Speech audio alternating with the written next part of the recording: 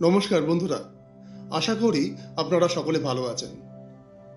আজকে 12টা রাশিকে 12টা ভাগে নিয়ে এসেছি। এখানে আলোচনা করব মেষ রাশির সাপ্তাহিক রাশিফল 22শে ফেব্রুয়ারি থেকে 28শে ফেব্রুয়ারির মধ্যে। যদি আপনার অন্য রাশি হয় তাহলে চ্যানেলে ঢুকে আপনি আপনার রাশি দেখতে পারবেন।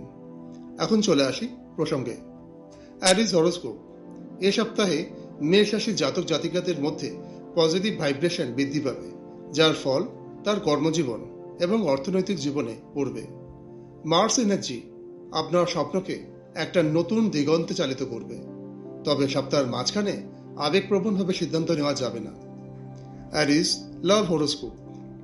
যারা সিঙ্গেল আছেন তাদের জন্য সুখবর, জীবনসঙ্গী পাবার সম্ভাবনা কর্মের জায়গা থেকে।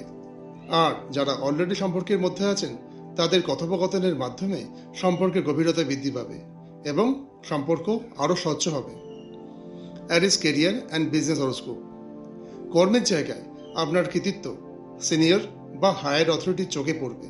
কর্মের জায়গায় নতুন স্ট্র্যাটেজি অনুসরণ করা ভালো হবে। অ্যারিস ফিন্যান্স হরোস্কোপ।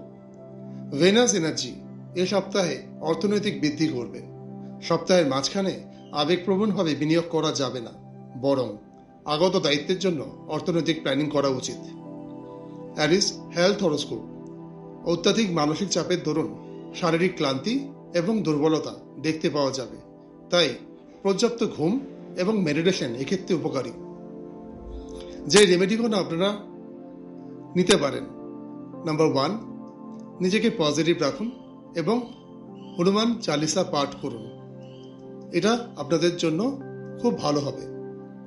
দ্বিতীয়, আটার রুটিতে মধু দিয়ে কুকুরকে খাওয়াতে হবে, এতে আপনার স্ট্রেস লেভেল দূর হবে। আপনাদের জীবন সকলের ভালো কাটুক মহাকালের আশীর্বাদে। দেখা হবে আবার নেক্সট ভিডিওতে। যদি আপনাদের কোনো বক্তব্য থাকে কমেন্ট করে জানাবেন।